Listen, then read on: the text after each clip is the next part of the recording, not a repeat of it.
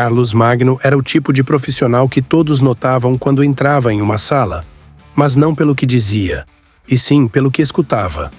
No setor de recursos humanos e jurídico de uma das maiores empresas de óleo e gás do país, ele era conhecido por sua postura discreta, porém incisiva. Sempre atento aos detalhes e com uma habilidade quase sobrenatural de conectar pontos aparentemente desconexos, Carlos tinha construído sua reputação como alguém que enxergava oportunidades onde os outros apenas viam problemas.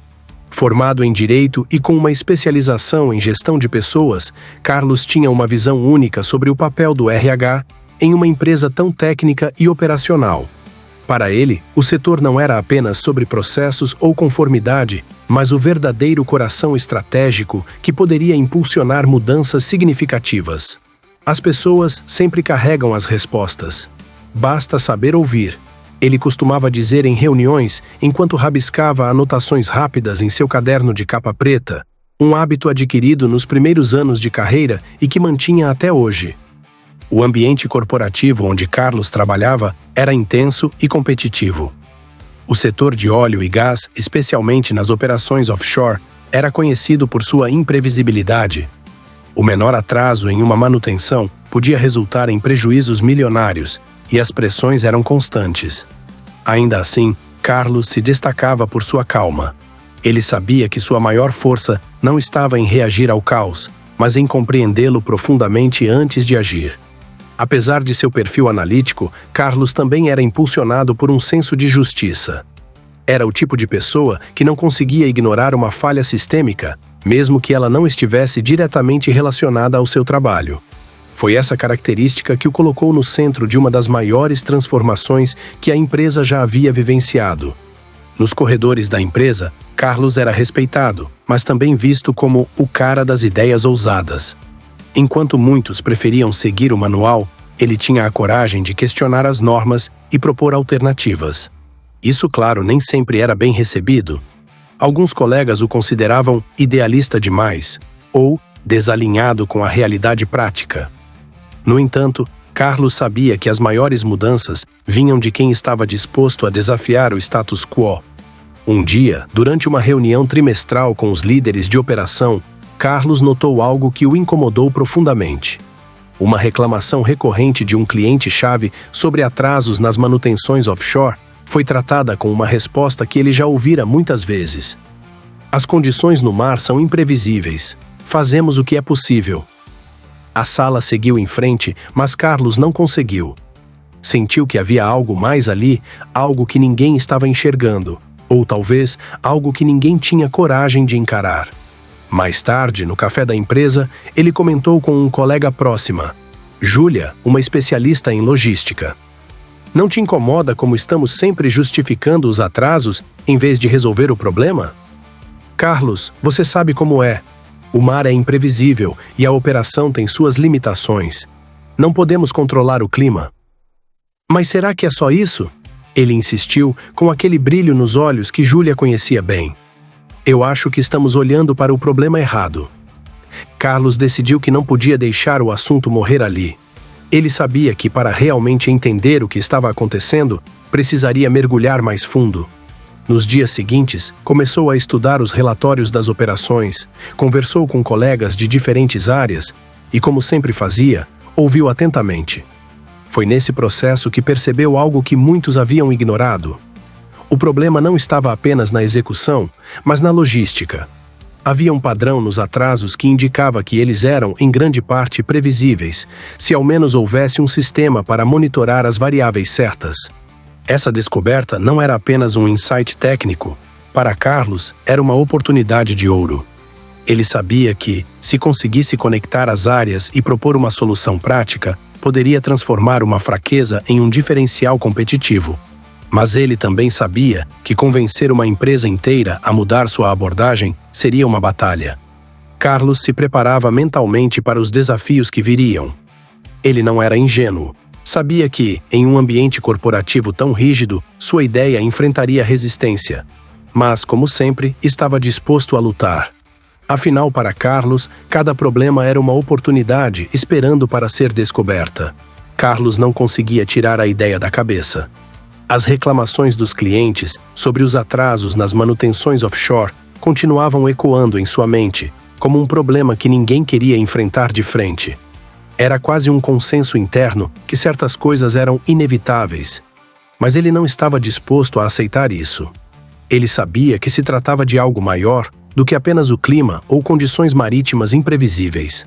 Havia algo ali, um padrão, uma causa raiz que precisava ser desvendada. Na semana seguinte, ele agendou uma reunião informal com Julia, a especialista em logística com quem tinha conversado anteriormente. Carlos chegou com seu caderno de anotações e um olhar determinado. Julia, preciso da sua ajuda. Quero entender melhor como funciona a logística dos embarques para as manutenções offshore. Acho que o problema não está onde todos estão olhando. Julia sorriu, mas com uma pitada de ceticismo.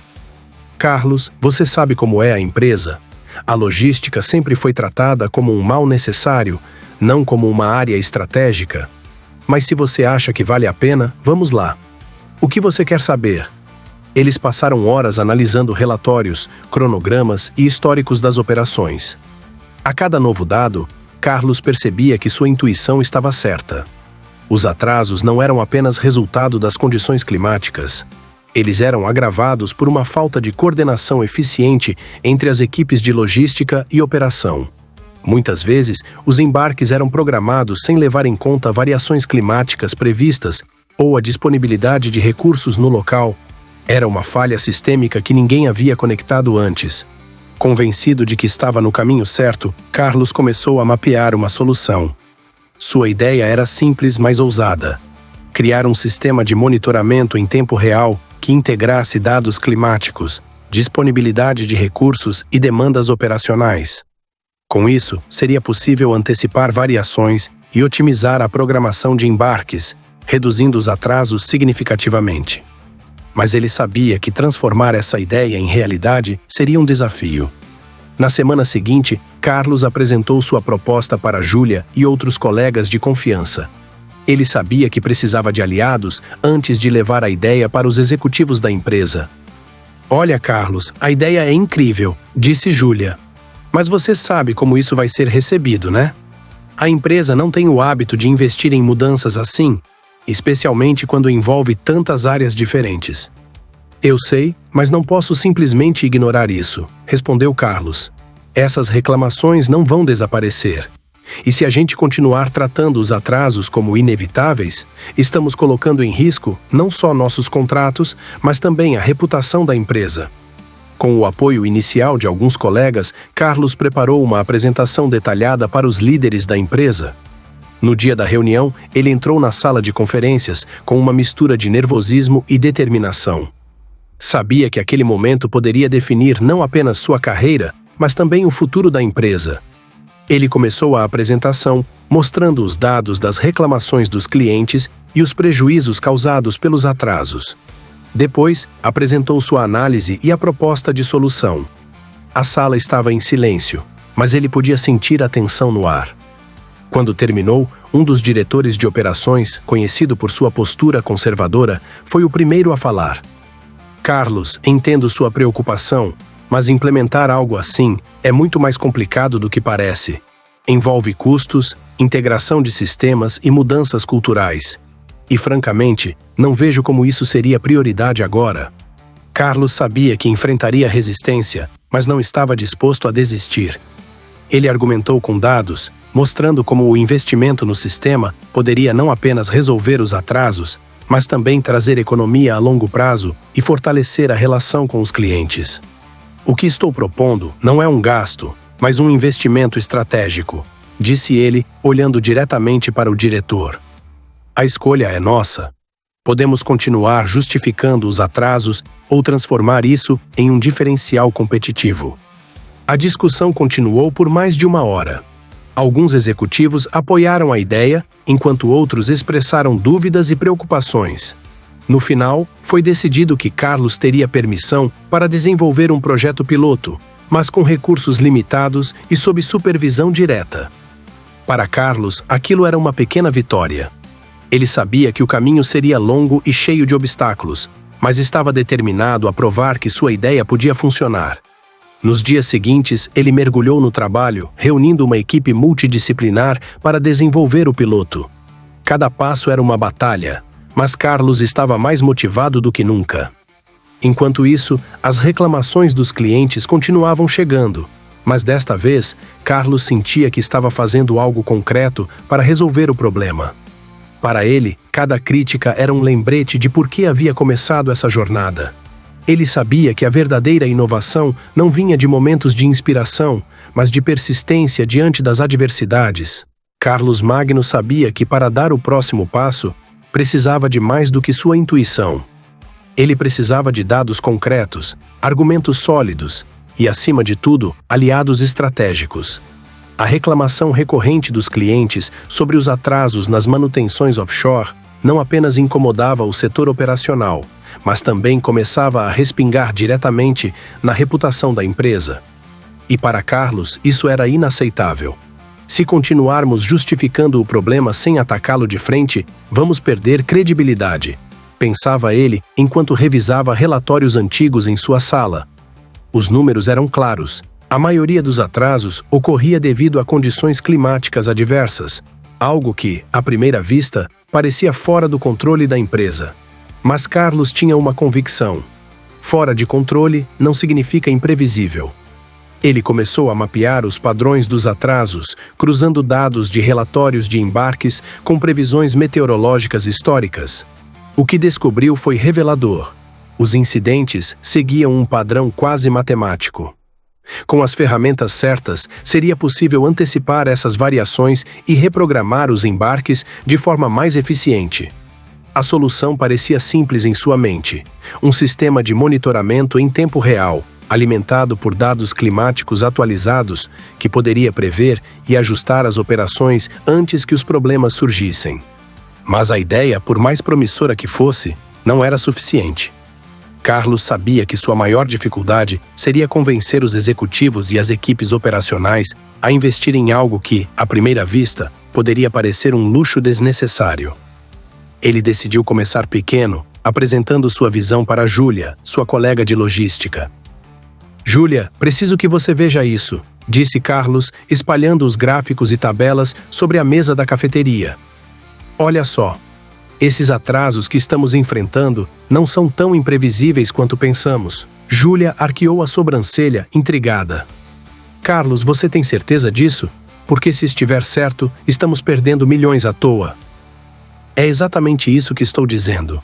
Se implementarmos um sistema de monitoramento que integre dados climáticos e logística, podemos antecipar os problemas e reprogramar as operações de forma mais eficiente." Parece bom demais para ser verdade. Mas Júlia hesitou por um momento. "Você sabe que a diretoria não vai aceitar isso facilmente." Carlos assentiu. Ele conhecia bem o terreno onde estava pisando. A cultura da empresa, embora inovadora em muitos aspectos, ainda carregava uma resistência natural a mudanças que desafiavam processos estabelecidos. O lema não oficial era: "Se algo sempre foi assim, por que mudar?" Mesmo assim, Carlos não se intimidou.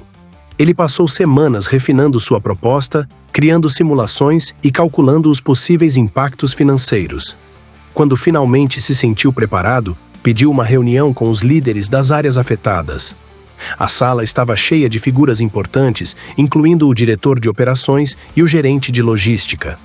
Carlos iniciou sua apresentação com uma frase que prendeu a atenção de todos: "Estamos perdendo dinheiro, e pior ainda, estamos perdendo confiança. Mas não precisamos continuar assim." Ele então detalhou sua análise, mostrando os padrões que havia identificado e como sua solução poderia transformar um problema crônico em uma oportunidade de eficiência. No entanto, à medida que avançava, percebeu os olhares céticos ao redor da mesa. "Carlos, não me leve a mal", interrompeu o diretor de operações, ajustando os óculos. "Mas você está sugerindo que gastemos recursos em um sistema que pode ou não funcionar, baseado em dados históricos?" "Não é uma questão de pode ou não funcionar", respondeu Carlos com firmeza. "É uma questão de olhar para o que os dados já estão nos dizendo. O sistema não é um risco, é uma resposta ao que está claramente diante de nós." Apesar de sua defesa apaixonada, a sala permaneceu dividida. Alguns viam potencial na ideia, enquanto outros consideravam um esforço desnecessário. Carlos sabia que precisava de mais do que números para virar o jogo. Precisava tocar naquilo que realmente movia a empresa. Resultados palpáveis. Foi então que ele decidiu fazer uma proposta ousada. Deem-me 3 meses. Deixem-me testar isso em uma operação piloto. Se não houver melhora significativa, eu mesmo arquivarei o projeto. Mas se funcionar, teremos algo revolucionário em nossas mãos. O silêncio tomou conta da sala por um momento. Finalmente, o diretor de operações respondeu. 3 meses. Você tem 3 meses, Carlos. Não nos decepcione. Com isso, Carlos saiu da reunião com uma mistura de alívio e ansiedade. Ele sabia que acabava de ganhar uma chance, mas também sabia que o verdadeiro trabalho estava apenas começando. Com o piloto considerado um sucesso e os números finalmente ao seu favor, Carlos Magno sentiu um misto de alívio e exaustão. Ele sabia que a implantação do sistema em maior escala seria a próxima etapa, mas por ora o projeto havia provado seu valor. Porém, o desafio estava longe de terminar. Expandir a iniciativa para outras operações significava enfrentar ainda mais resistência, além de ajustes técnicos que precisavam ser feitos para atender a diferentes cenários e demandas. Após a reunião de aprovação, Carlos voltou à sua mesa. Júlia apareceu pouco depois, com 2 xícaras de café em mãos. "E aí, como se sente, Magno?" perguntou ela, entregando uma das xícaras. Carlos sorriu, mas seu olhar ainda estava pensativo. Aliviado, claro, mas também preocupado. "Isso foi só o começo, Júlia. A parte mais difícil vai ser convencer o restante da empresa de que essa mudança não é apenas necessária, mas inevitável." Nos dias seguintes, Carlos começou a trabalhar em um plano para escalar o sistema. Ele sabia que cada operação tinha suas especificidades e o que funcionava em um cenário poderia não funcionar em outro. Além disso, a resistência cultural dentro da empresa continuava sendo um obstáculo significativo.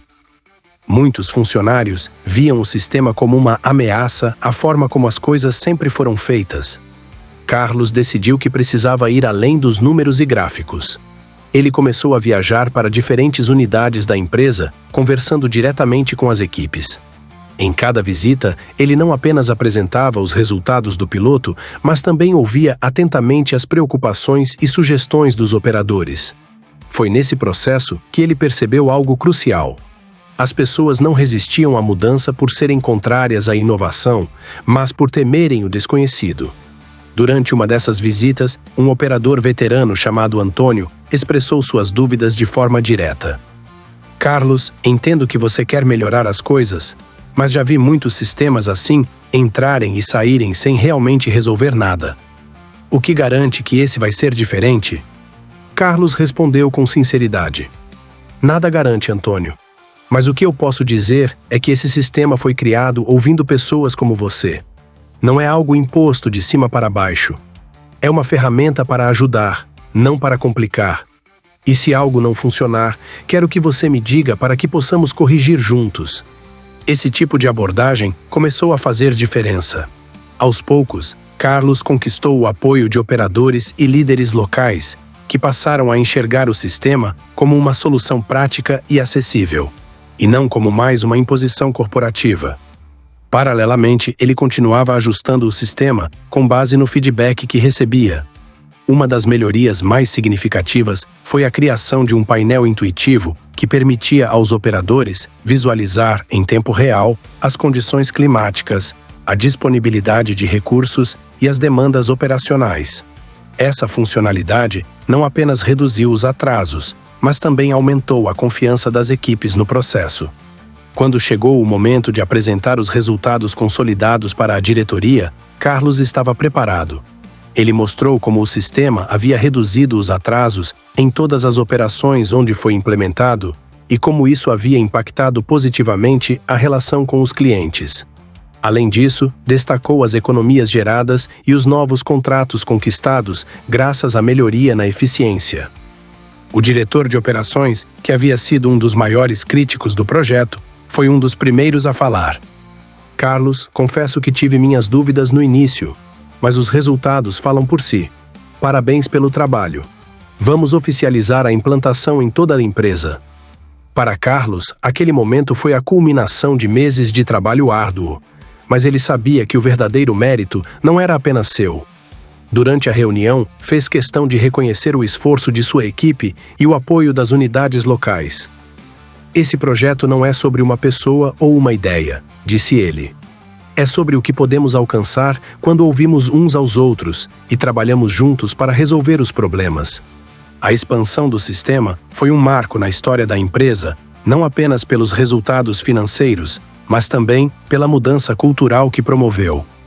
Pela primeira vez em anos, a organização começou a enxergar as reclamações dos clientes como uma oportunidade de aprendizado e melhoria, e não como uma ameaça. Carlos, por sua vez, ganhou reconhecimento interno e externo por sua liderança e visão estratégica. Mas mais do que isso, ele sentiu que havia cumprido sua missão de transformar um problema em uma solução e de provar que a verdadeira inovação começa com a coragem de questionar o status quo.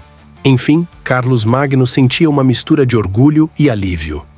Aquele caderno de anotações que ele sempre carregava estava agora repleto de rascunhos, diagramas e ideias que, meses antes, pareciam meras abstrações.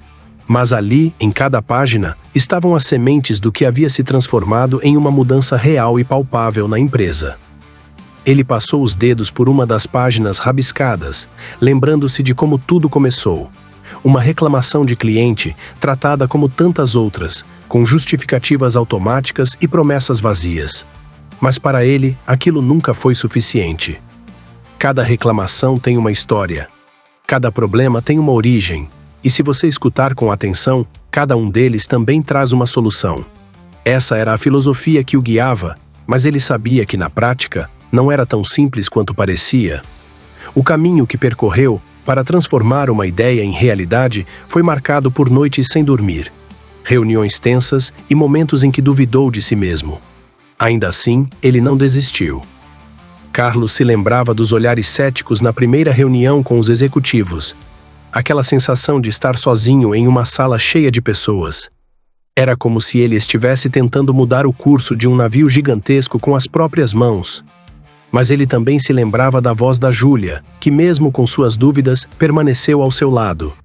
Das conversas com Antônio, o operador veterano que no início resistiu, mas depois se tornou um dos maiores defensores do sistema. E, acima de tudo, se lembrava da sensação de ver os primeiros resultados positivos. Não apenas os números, mas os rostos das pessoas que pela primeira vez em muito tempo sentiam que estavam fazendo parte de algo maior.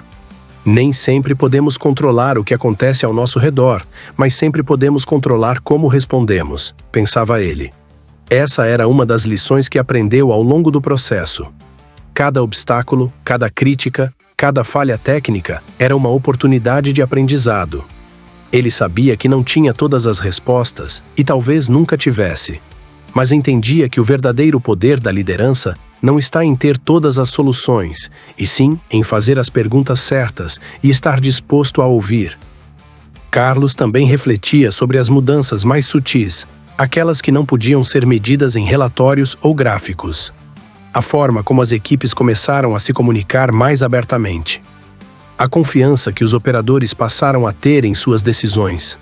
A maneira como as reclamações dos clientes deixaram de ser vistas como ameaças e passaram a ser encaradas como oportunidades de melhoria. Essas eram as vitórias que ele mais valorizava porque sabia que eram essas mudanças que sustentariam o sucesso a longo prazo. Ele se perguntava o que teria acontecido se naquele dia, na reunião trimestral, ele tivesse simplesmente ficado em silêncio. Se tivesse aceitado a justificativa padrão de que o mar é imprevisível e seguido em frente. Talvez estivesse mais confortável, com menos resistência e menos noites insones. Mas ao mesmo tempo, sabia que estaria ignorando algo essencial: sua responsabilidade de fazer a diferença. Para Carlos, o conforto nunca foi uma prioridade. Ele vivia para os desafios, para os momentos em que tudo parecia impossível. Mas ele conseguia encontrar uma brecha, uma solução, uma nova perspectiva. Em uma das reuniões finais com a equipe, ele compartilhou um pensamento que vinha guardando há algum tempo. Vocês sabem o que eu mais aprendi com tudo isso? Perguntou, olhando para os rostos que agora compartilhavam com ele aquele sentimento de conquista. Que a inovação não é sobre tecnologia, nem sobre sistemas. É sobre pessoas, sobre ouvir, entender e, acima de tudo, agir. Júlia, que estava sentada ao lado, sorriu e acrescentou: e sobre não desistir, mesmo quando todo mundo te chama de louco. A sala explodiu em risos, mas Carlos sabia que havia verdade nas palavras dela. Ele tinha sido chamado de idealista, teimoso e até ingênuo. Mas no final, foi justamente essa teimosia que o levou a transformar uma reclamação em uma revolução. Agora, enquanto olhava para o horizonte do alto do prédio da empresa, Carlos pensava no futuro. Sabia que ainda havia muito a ser feito, muitos problemas a serem resolvidos, muitas reclamações a serem escutadas, mas pela primeira vez em muito tempo sentia que estava no caminho certo. E, acima de tudo, sentia que havia feito a diferença. Ele fechou o caderno de anotações, mas não antes de escrever uma última frase, uma espécie de lembrete para si mesmo.